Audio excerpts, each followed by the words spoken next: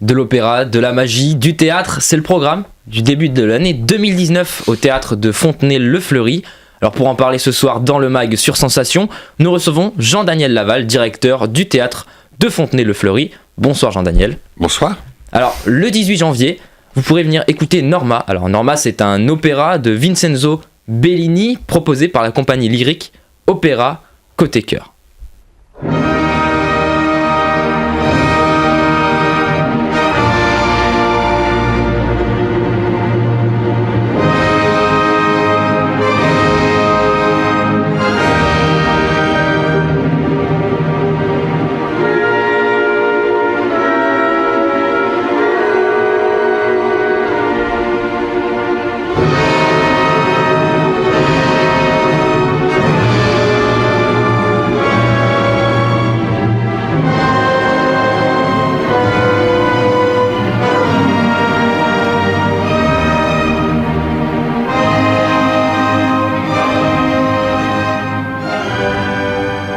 Alors Jean-Daniel, Opéra Côté Cœur, alors c'est une compagnie qui n'en est pas à son coup d'essai, hein. Ils ont déjà proposé Le Barbier de Séville, Carmen. Alors comment est-ce qu'on explique un tel succès ? D'abord parce que le metteur en scène qui s'occupe de ce spectacle a une forme de talent, ne serait-ce que pour trouver les bons chanteurs et surtout pour faire l'alchimie entre le chœur, les chanteurs et tout ça. Il a un bel esprit. 6 solistes, 40 choristes. Ouais. Alors, faut savoir que même dans les grands opéras professionnels, comme par exemple Salerne en Italie où je suis, c'est souvent des semi-professionnels. C'est-à-dire qu'évidemment, ils n'ont pas assez de représentation de chœur pour pouvoir.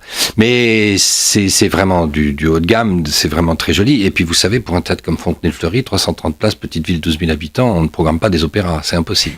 Donc, on a trouvé cet accord avec lui. Il nous a fait un Carmen qui a cartonné, franchement plein. Et puis là, il nous refait un Norma parce que c'est des accords, vous savez, c'est-à-dire c'est des arrangements. Ça lui permet de répéter, de retravailler, puisqu'il va partir en tournée sur une dizaine de dates. Et on est absolument ravis. Alors, c'est pas simple, hein, faut enlever trois rangées de fauteuils pour l'orchestre, il faut, voilà, mais bon, on adore, en fait. C'est-à-dire qu'il faut savoir qu'un théâtre, plus ça bouge, plus c'est compliqué, plus on aime, en fait. On s'ennuie dans le... Bien, on viendra écouter Norma le 18 janvier prochain. Alors, ensuite, on débute le mois de février avec une première date, le 8. On va retourner à l'école des magiciens, où Sébastien, votre professeur d'un soir, étourdi, un peu loufoque, a perdu sa mémoire. On va donc devoir l'aider à se souvenir de ses tours pour qu'il puisse se présenter au concours du plus grand magicien du monde.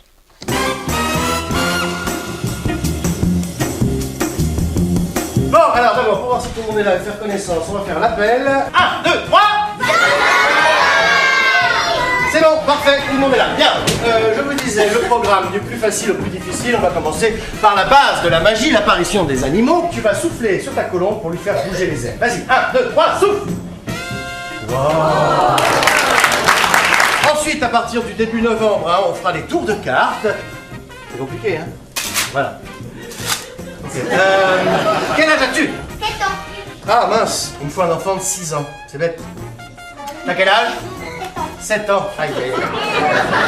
C'est bête parce que tu vois, il y en a plein qui voudraient être à ta place. Mais pour ça, il faut avoir 6 ans. T'as quel âge? 7 ans. Aïe, aïe, aïe, aïe. Tu vis des tours avec des baguettes magiques, très important aussi. Très bien, garde la baguette. Voilà. Laisse pas faire les jambes. Elle est chargée, fais attention, c'est pas une bonne. Voilà. Flash, moi aussi. C'est n'importe quoi, mais c'est drôle. Alors Jean-Daniel, on a entendu plein d'humour, un programme chargé en apprentissage de magie. Alors c'est un spectacle pour toute la famille. Oh oui, mais même plus que ça. Je vais vous choquer, je sais même pas si j'ai envie d'en faire la promo, c'est un carton plein, quoi. C'est vraiment un type généreux, il est sympa. Le concept, j'aurais adoré trouver un concept pareil, c'est-à-dire être à l'école, vous imaginez, ça inspire, ça promet de l'improvisation, de la participation. Imaginez-vous votre classe de l'époque.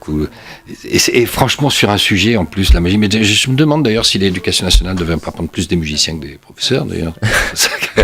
Non, franchement, c'est un spectacle, alors ça, les yeux fermés. En plus, c'est un spectacle nommé pour le meilleur spectacle magique en 2016. Ah oui. C'est vraiment... Mais le gars, il est très fort et très généreux. C'est ce que j'aime, moi, surtout au théâtre. C'est quand les artistes sont généreux. Mais on viendra le voir 7 jours plus tard, 15 février. Alors, c'est Mina, Flo et Lily qui vous emmèneront dans leur aventure avec leur pièce intitulée « Les pâtissières ». Lily, Flo, Mina, profession pâtissière.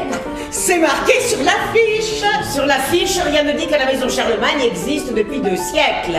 Notre obsession de la qualité, voilà le boulet qui nous a coulé. Plus exactement, ton obsession de la qualité. C'est que tu ne voudrais pas manger, ne le fais pas manger aux autres, disait papa. Le goût merdeux a tout corrompu. Le goût merdeux est au goût véritable, ce qu'André Rieu est à la musique classique. Imaginez-nous, sapés comme des reines, commissaires.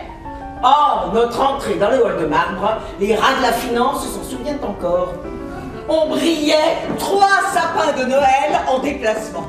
Moi, je ne sais plus. Tu sais plus quoi? Si j'ai envie d'être enterré avec vous. Ding dong, bonjour, bonjour. Oh, je croyais que vous aviez des sœurs. Des sœurs, grand Dieu, non, je suis fille unique. Et vraiment, vous n'imaginez pas le bien que ça fait. Ça te va comme ça? C'est à moi qui s'adresse, ce type? Oui, à toi, visiblement. Mais qu'est-ce qu'il me veut? Te prendre par la taille et t'emmener voir son Mickey, par exemple. Un tout petit commissaire. Un commissaire miniature, parfaitement adapté à un petit commissariat.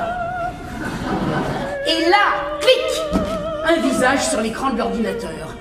Et toi, tu le connais? Et toi, Mina? Ben moi, j'ai dit oui, on le connaît, on ne pouvait plus nier. On n'a rien fait de mal. Bah, évidemment qu'on n'a rien fait de mal.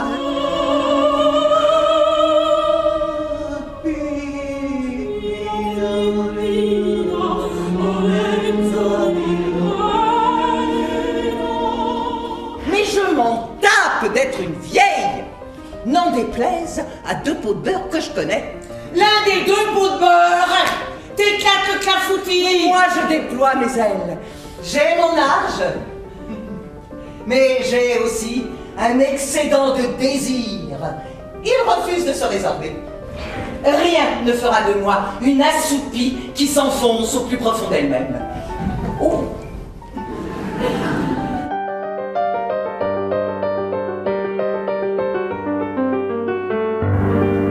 Alors, ces 3 personnages sont joués par 3 amis de longue date qui ont choisi de se réunir pour nous faire rire, nous amuser, mais bien sûr surtout s'amuser elles-mêmes.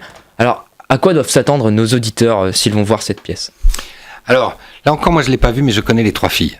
Et vous savez, dans notre monde artistique, il y a les vedettes, les stars, ceux qu'on voit à la télé. Puis il y a ceux qui font un travail extraordinaire depuis des années, dans des contextes d'ailleurs extrêmement prestigieux, comme Chantal Dureaz et ses 2 camarades. Et franchement, quand elles se mettent ensemble et qu'elles choisissent un texte, vous vous dites ça peut pas être nul, quoi. C'est impossible. Alors évidemment, on n'est pas dans le rire, on se tape à la cuisse vulgaire. On est dans quelque chose d'assez raffiné, un peu absurde, drôle. Voilà, on l'a entendu. Un esprit polar. Enfin bon.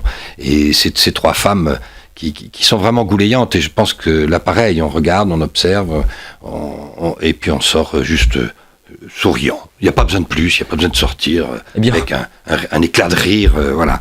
On viendra le 15 février.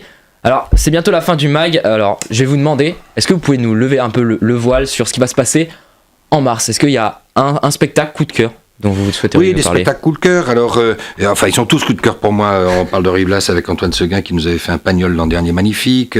On peut parler. Alors, Le Vent du Nord, c'est un coup de cœur. C'est des Canadiens qui viennent. Vous savez, ça fait partie de ces expériences extraordinaires. Le gars vous appelle, il dit écoute, il me manque une date, ils viennent que 10 jours. Je te fais pas payer les frais de déplacement parce que finalement c'est remboursé par les autres structures. Est-ce que tu les prends? Oui, parce que j'ai besoin. C'est un trou. Paf, paf, génial. Tac, ils arrivent et vous vous retrouvez avec un groupe canadien extraordinaire. Le 22 mars prochain. Le 22 mars prochain. Et puis après, Réparer les vivants, évidemment. Ça, c'est un chef-d'œuvre qui a eu les Molières en 2017. C'est incontournable. Et puis c'est un vrai texte. Et puis on travaille avec la bibliothèque pour ça. Enfin, vous voyez, 12 avril. Comment ? 12 avril. Voilà. Et puis pour finir, peut-être catastrophiquement, je ne sais pas, Pierre et le Loup pour les enfants que je vais monter là et que je vais mettre en scène et que je vais jouer. Eh bien, je n'ai pas encore commencé, donc je ne peux pas vous en parler. Mais nous en resterons là. Le 12 mai à 16h, on viendra voir Pierre et le Loup. Merci beaucoup, Jean-Daniel Laval, d'être venu ce soir avec nous dans le MAG sur Sensation. Je rappelle que vous êtes directeur du théâtre de Fontenay-le-Fleury. On retrouve toute la programmation sur le site internet théâtredefontenay.com et vous pouvez réécouter ou revoir cette émission sur notre site internet et notre application Radio Sensation.